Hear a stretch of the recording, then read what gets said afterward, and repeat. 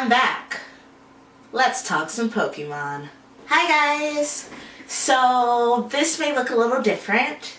It's my new office space. It's still under construction, but I think it's becoming a little more me. And this is where I do all of my work, all of my blog stuff, all of my Twitch stuff, all of my graphic design. That's my TV.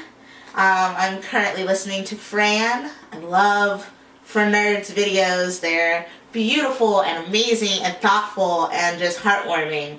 And her voice is so calming. I can like listen to her all day. And sometimes I do, especially when I don't work and I'm just working on blog stuff. Like, I will run a playlist of her videos in the background. She's just amazing. Today we're talking about Pokemon Sun. I've been playing it now for about 3 to 4 weeks, and there are some differences, some huge and some tiny, that I have noticed from games of yore. So I thought we would talk about it. So let's get started. Pokemon battles have always had 4 movesets. So you can switch your moves out at any time unless they're an HM. It used to be you could go just forget a move after being taught it, especially if you like level up a Pokemon. Or if it was an HM, then you would find the move forgetter and he would help your Pokemon forget that he learned that HM move, so you can put something in its place. But now, in Pokemon Sun, there are 6 moves. You have 5 regular, I can teach them this moves, and then you have the Z move, which can only be used once per battle. You do a specific type of dance, and it powers up your Pokemon, and then your Pokemon is allowed to use its Z move. Generally something that has to do with its base type, so fire, rock, grass, normal, so forth and so on, and it allows them to like go ham on their enemies. It's pretty neat. And I think for me, I just really mostly enjoy watching my character dance in order to like power up their Pokemon. I think it's the cutest thing ever. They don't necessarily have gym battles in this one, but technically they do. So in older games, you would go to a gym, you would attack, battle a couple of trainers here and there inside the gym to get your Pokemon leveled up and ready for the gym leader. Gym leader usually had 1 to like 3 Pokemon, and once you were done, you got a badge that allowed your Pokemon that was stronger, like, I don't know, Pokemon anywhere from like level 50 to obey you, and now you can use Surf out of battle. Stuff like that. In Pokemon Sun and Moon, they have things called Kahuna battles. And the Kahuna battles are a little different. They're like trials. And you go around the city and you do these different trials for different people. Sometimes there's only 1. Sometimes there's like 3 or 4. I think I'm on the 3rd, 4th city now. So yeah. But it's like a puzzle. Catch this Pokemon. Go check this out. Go do this. They're like mini quests for people who play RPG games. And then once you're done with that, depending on how many little Kahunas there are, or leaders there are, or what have you, then there's the Kahuna, and that's like your boss, your gym leader. You battle them, they give you your little Z-stone, you put it in your bracelet, and then you're able to use a Z move for that particular type of Pokemon. Like the last one I think I got was Rockanium. These names need some work, Game Freak. But anyway, you're allowed to use that Rock Z move in battle later on, like wherever. I really like the ride Pokemon. So you after doing certain trials, you'll have the ability to use different ride Pokemon. There's ride Pokemon that let you search different areas and find hidden gems and items. There are ride Pokemon that take you from place to place. There are ride Pokemon that allow you to smash boulders so you can get further. They're just like public service Pokemon that allow you to completely explore the area around you, which I really like. So far, I've been able to ride a Lapras, search on a Stoutland, I think it's what it's called, and crush rocks with a Taurus, and fly with a Charizard. So that's so far. But like I said, I've been playing it only for a couple of weeks now, and I don't play like other people. Like, Pokemon players are like in the zone. They get that game and they carve out time and they play and they play and they play and they play and they play until the game's over. And I'm just not a gamer like that.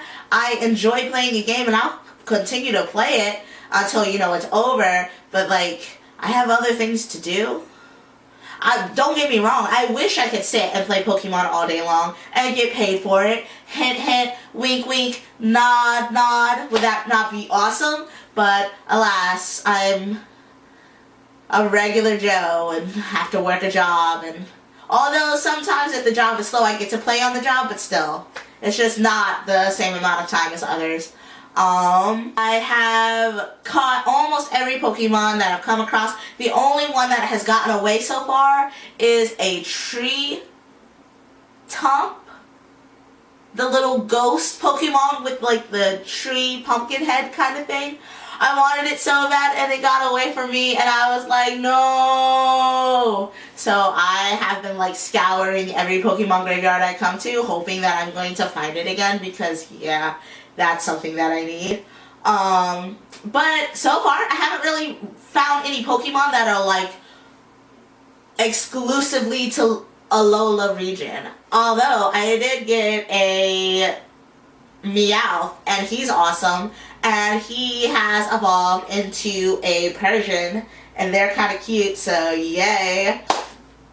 There are two Alola Pokemon that I am absolutely positively loving right now, and that would be the Stoutland is what those searcher Pokemon are called. So you're able to ride a Stoutland and explore the area. A Bull Sweet. Okay, so I got a Bull Sweet in trade, and I've been playing with it because it's the most adorablest Pokemon ever. Like, look at it. And then it evolved into a Steny, and I was like, oh, you're pretty cute too. And then I was battling it with it some more, and it evolved into a Serena, and like, go girl, those knee-high boots are freaking awesome. And she's like one of those like attack kicker Pokemon. Like, she's so badass.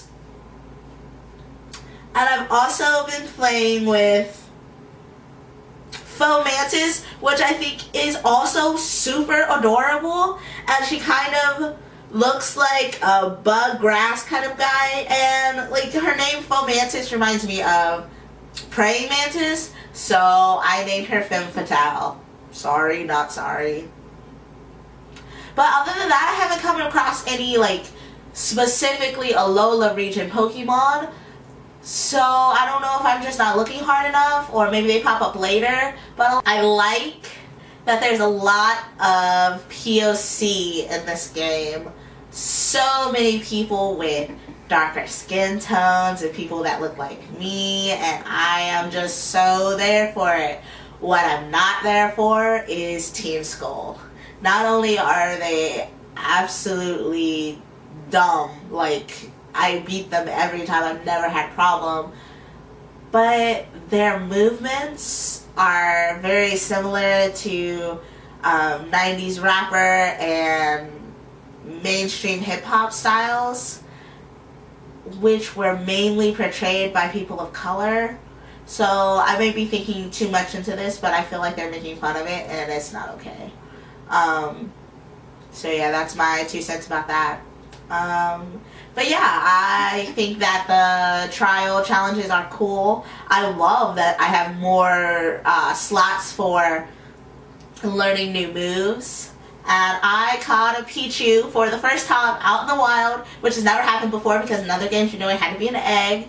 And not only did I catch this Pichu, but I loved him and I trained him and I became his friend. And he decided that he wanted to evolve into a Pikachu. So now I have a Pikachu on my team that has evolved from birth and has been with me and loves me. And I love Franklin too because he's just awesome. So that's my like 2 cents on some things that I noticed that were different in Pokemon Sun and Moon versus other games. And if you like this kind of video, give me a thumbs up and subscribe to my channel so I know that you like it and I can keep doing more. I'll see you guys next time. Bye. I'm pissed. And now I'll tell you why.